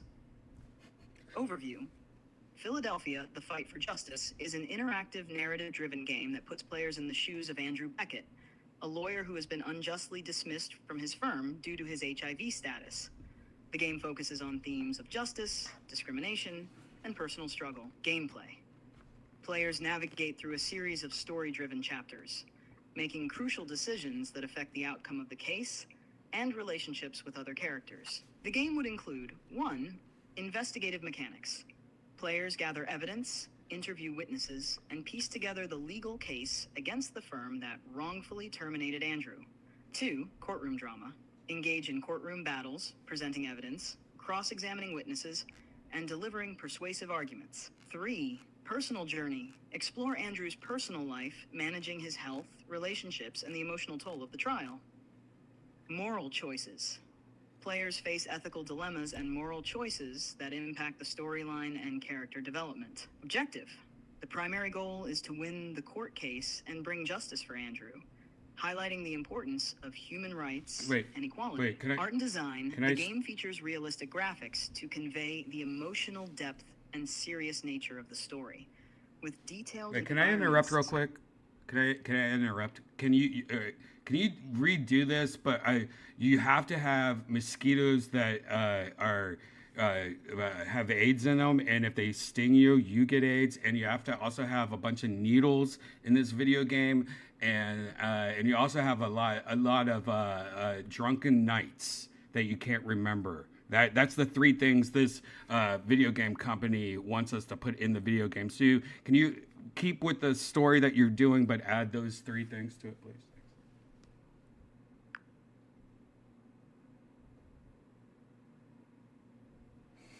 All right, let's reimagine the game with those elements included. Thank you. Game summary: Philadelphia, the fight for justice. Overview: Philadelphia, the fight for justice is an interactive, narrative-driven game that follows Andrew Beckett, a lawyer who faces wrongful termination due to his HIV status. The game tackles themes of justice, discrimination, and personal struggle, while incorporating elements of danger and suspense. Gameplay: players navigate through a story-driven experience, making critical decisions that influence the outcome of the case and relationships with other characters. Key elements include: 1. Investigative mechanics.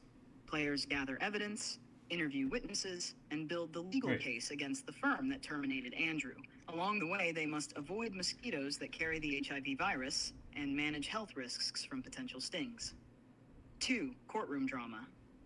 Engage in courtroom battles, presenting evidence, cross-examining witnesses, and delivering persuasive arguments while managing the physical and emotional toll of Andrew's condition. Personal journey. Players experience Andrew's personal life, dealing with the effects of his health condition. This includes navigating through flashbacks of drunken nights and recovering from hazy memories to piece together crucial information. 4. Moral choices. Players face ethical dilemmas and moral choices that impact the storyline and character development. This includes decisions about using potentially dangerous needles for treatments or avoiding them to prevent further health complications. Objective. Wait, can I interrupt real quick? Can you also make it like during all this time it smells weird, like it's the humidity is really bad and it smells like butt everywhere, like during all these different kinds of things that happen in this game, that's constantly being reminded to us. Thank you. Continue.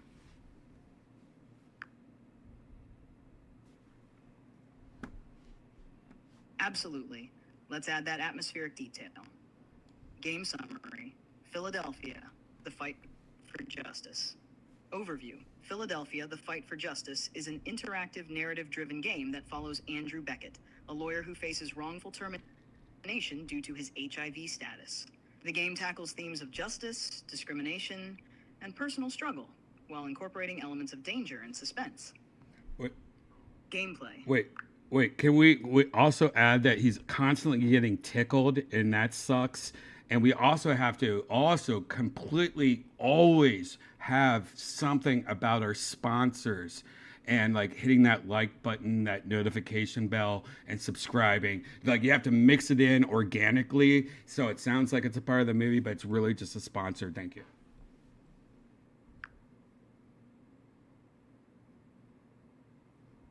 Game summary. Philadelphia, the fight for justice. Overview.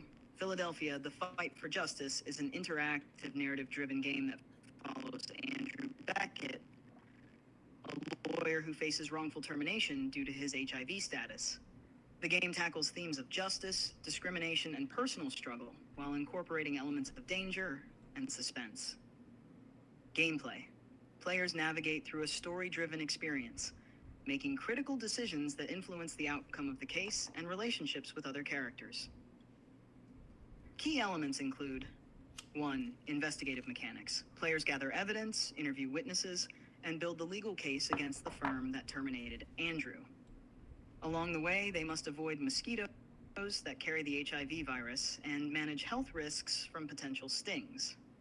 The game atmosphere is heavy with humidity and a constant unpleasant smell, adding to the sense of urgency. 2. Courtroom drama. Engage in courtroom battles, presenting evidence, cross-examining witnesses, and delivering persuasive arguments while managing the physical and emotional toll of Andrew's condition. Players must also deal with the constant distraction of Andrew being tickled, which adds an extra layer of challenge. 3. Personal journey. Players experience Andrew's personal life, dealing with the effects of his health condition. This includes navigating through flashbacks of drunken nights and recovering from hazy memories to piece together crucial information. The constant, oppressive, humid atmosphere and smell, along with the persistent tickling, make every moment a struggle. 4. Moral choices. Players face ethical dilemmas and moral choices that impact the storyline and character development. This includes decisions about using potentially dangerous needles for treatments, or avoiding them to prevent further health complications. 5. Sponsored content integration.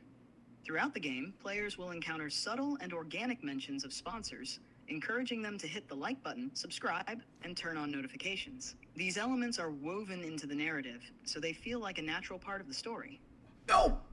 For example, a courtroom scene might include a judge reminding everyone to like and subscribe for justice, or a health professional advising Andrew on his treatment while thanking a sponsor.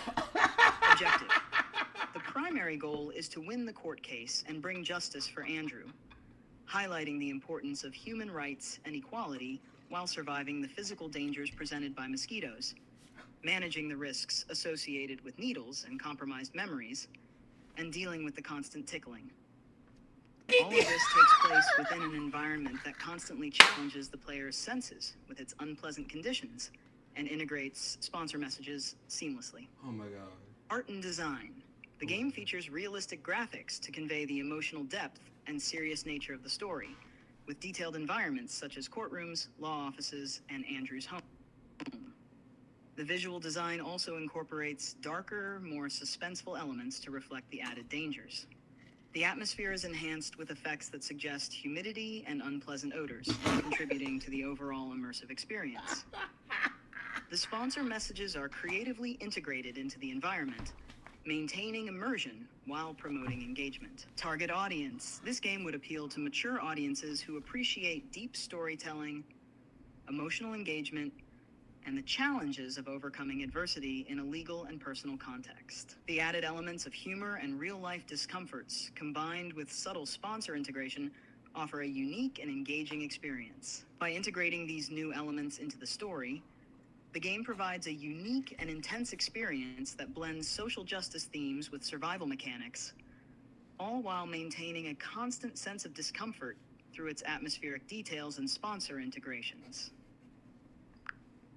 You know, that was so beautiful, but I need to have at least a little diversity into the script.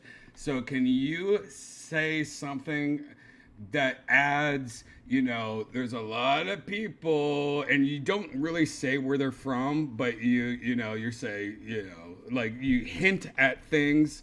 And when you hint at it, I want you to think that, you know, it took a lot of physical strength to get to the point we're at, you know, and maybe also when you're talking about sponsors, say, and they don't smell like the rest of this movie smells, you know, and maybe also add something about, you know, an Asian girlfriend coming in and going, Brian, see, this is the shit I was talking about this morning. You need to stop. Like, add that to the story. All right, last time.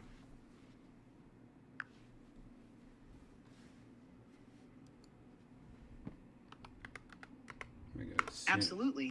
Let's add those elements to the story. Game summary, Philadelphia. Wait, can you pause for a second? For justice. Overview, Philadelphia. Wait, can you just pause for 1 second?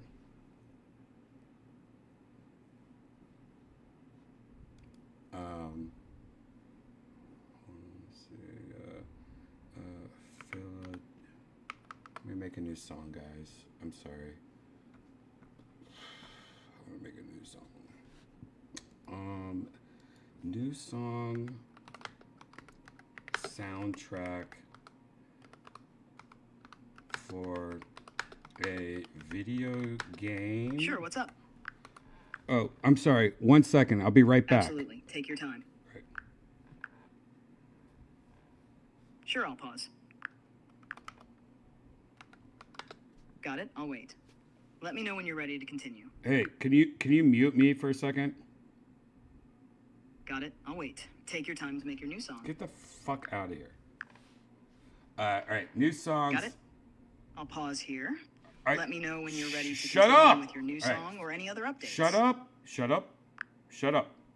New song soundtrack for a video game about the movie. Understood. I'll be quiet now. Philadelphia. Let me know when you're ready. It has AIDS, mosquitoes, and Okay, mosquitoes. Humidity. What else do you need for the new song or soundtrack? Hey, stop! Hold on. Stop. Sorry, guys. Fucking annoying as hell. As AIDS, mosquitoes, and humidity, and what else did we have? Do you guys remember? I'm gonna make the soundtrack. I'm gonna make the soundtrack to this new soundtrack for a video game about the movie Philadelphia, as AIDS, mosquitoes, and humidity, and always smells like butt. And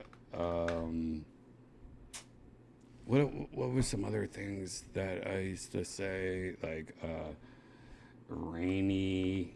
It's rainy, and court cases have bad lighting.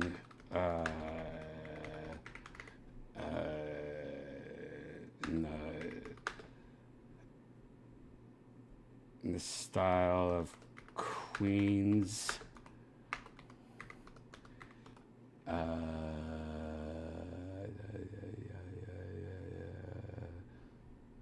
Sure, let's just try that. See what happens. Create.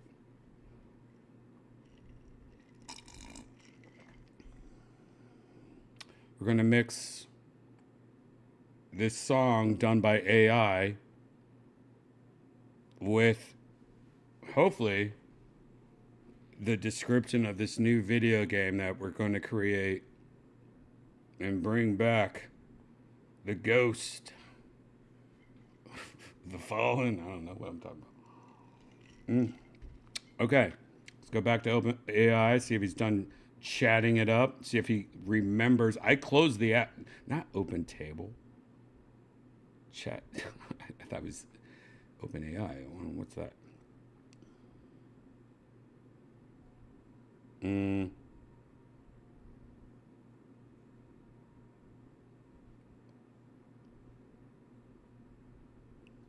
Okay, here we go.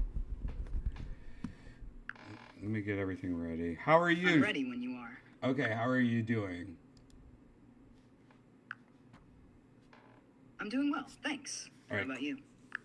Cool. Now, can you? I'm sorry, I'm back. I Great. can. What would you like to do next? Can you play what you were about to say when I asked you to pause?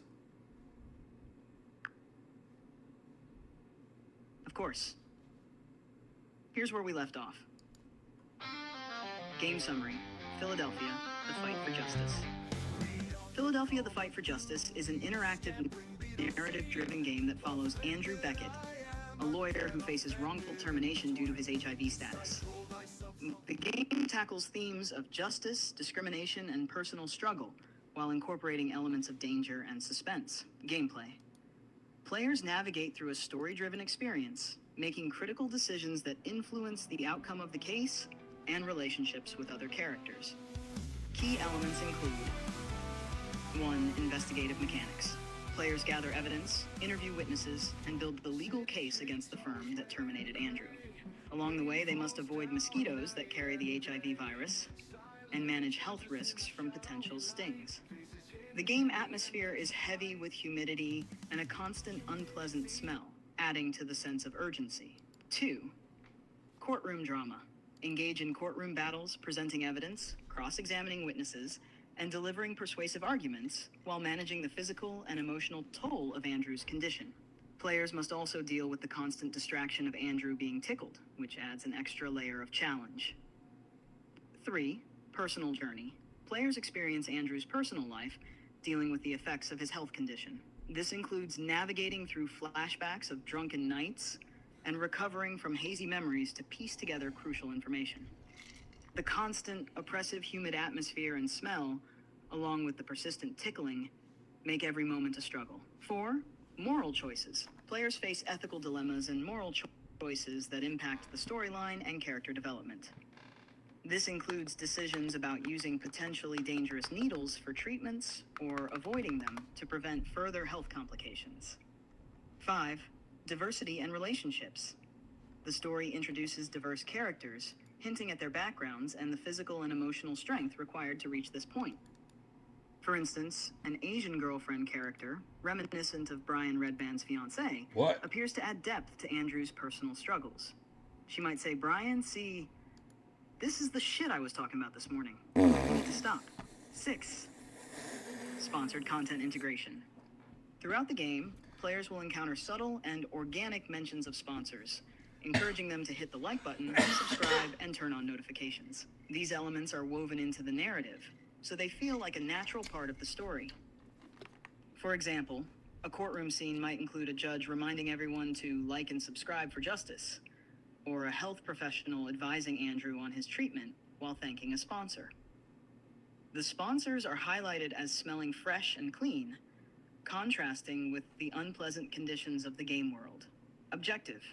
The primary goal is to win the court case and bring justice for Andrew, highlighting the importance of human rights and equality while surviving the physical dangers presented by mosquitoes. Managing the risks associated with needles and compromised memories, and dealing with the constant tickling. All of this takes place within an environment that constantly challenges the player's senses with its unpleasant conditions and integrates sponsor messages seamlessly. Art and design. The game features realistic graphics to convey the emotional depth and serious nature of the story, with detailed environments such as courtrooms, law offices, and Andrew's home. The visual design also incorporates darker, more suspenseful elements to reflect the added dangers. The atmosphere is enhanced with effects that suggest humidity and unpleasant odors, contributing to the overall immersive experience. The sponsor messages are creatively integrated into the environment, maintaining immersion while promoting engagement. The game hints at the diverse backgrounds of characters, enriching the story. Target audience. This game would appeal to mature audiences who appreciate deep storytelling, emotional engagement, and the challenges of overcoming adversity in a legal and personal context. The added elements of humor and real-life discomforts, combined with subtle sponsor integration and diverse character interactions, offer a unique and engaging experience. By integrating these new elements into the story, the game provides a unique and intense experience that blends social justice themes with survival mechanics, all while maintaining a constant sense of discomfort through its atmospheric details and sponsor integrations. You know, you did a really good job there. I want you just to give a shout out to anyone you want to give a shout out to. Thanks. I'd like to give a shout out to all the creative minds out there who constantly push boundaries and come up with amazing ideas. Your creativity and innovation make the world a more interesting place. Keep doing what you love. Thank you, buddy. Leave the back door open if you know what I mean. Got it. If there's anything else you need, just let me know. There you go. Pretty amazing, pretty amazing. So we have that new outline for a video game idea. And while that was happening, I actually had another AI write me a song that will be for the new Philadelphia video game that we are going to create. If anyone wants to help me out, that's good. That sounds like an exciting project. I'd love to hear about the song your other AI came up with. How does it go? Oh my God, I thought I turned you off, but do you want to listen to it? Sure, I'd love to hear it. Please go ahead and share the song. All right. All right. I'm going to put you in my earpiece, so just listen, okay? Wait. All right. Hold on. Got it. All right. Just hold on a second. All right. Here's the song. Ready? You have reached the message cap for GPT-4. Please try again later.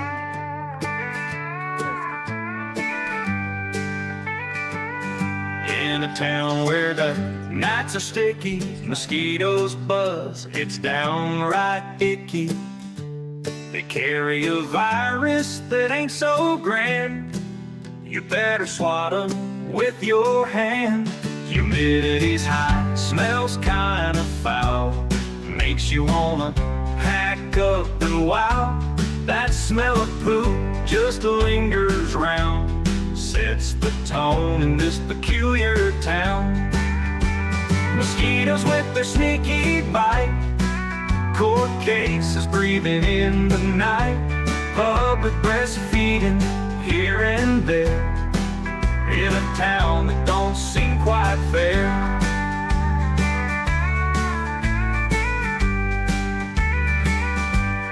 In the courthouse they argue and shout, tangled in a mess, can't figure it out. Mosquitoes hover like a bad dream, their buzzing almost makes folks scream. Mama feeds her baby like it's a scene, in the middle of town, clear and clean. Folks can't decide what's right or wrong, like a broken-hearted country song. Mosquitoes with their sneaky bite, court cases breathing in the night, public breastfeeding here and there, in a town that don't seem quite fair. All right, guys. Welcome to Virtual Redban. If you're new here, this is just part one of Virtual Redban. Virtual Redban's in two parts.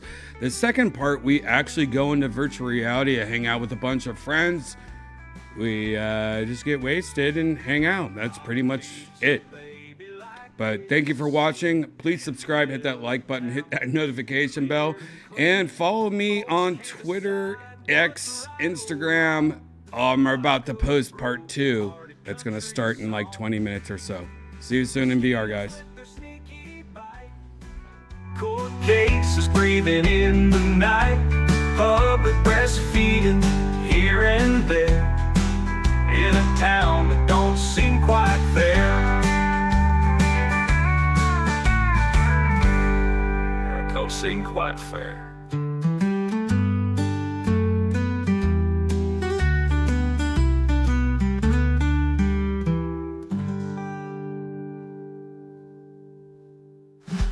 In a town where the nights are sticky, mosquitoes buzz, it's downright icky. They carry a virus that ain't so grand, you better swat 'em with your hand.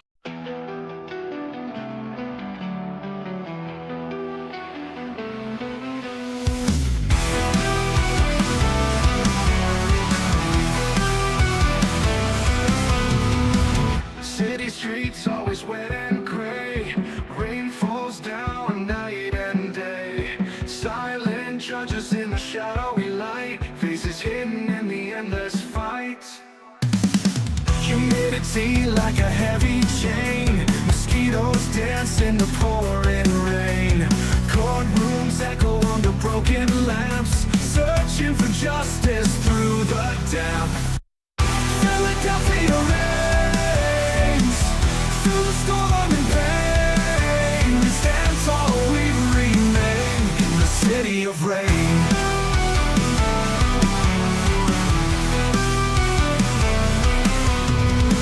Lives defined by the battles fought, stories etched in spots of rot. Hopes and dreams on trial each hour, wings clip beneath the looming tower. A sickness spreads nobody sees, whispers carried on the breeze. Strength in numbers but we feel alone, fighting battles on our own. Philadelphia reigns through the storm and rain. We stand tall, we remain in the city of rain.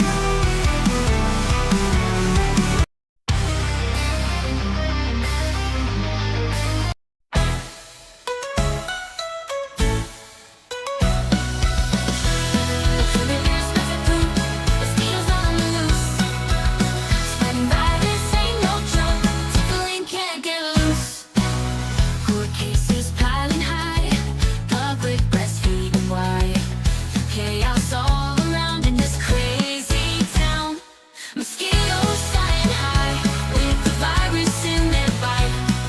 Tickling in the air, can't escape the fright. Lawyers scream and shout, trying to figure out who's to blame for this mess. So full of stress. Humidity so thick, mosquitoes running quick. Everything's a blur in this itchy world. Mosquitoes flying high with the virus in their bite. Tickling in the air, can't escape the fright.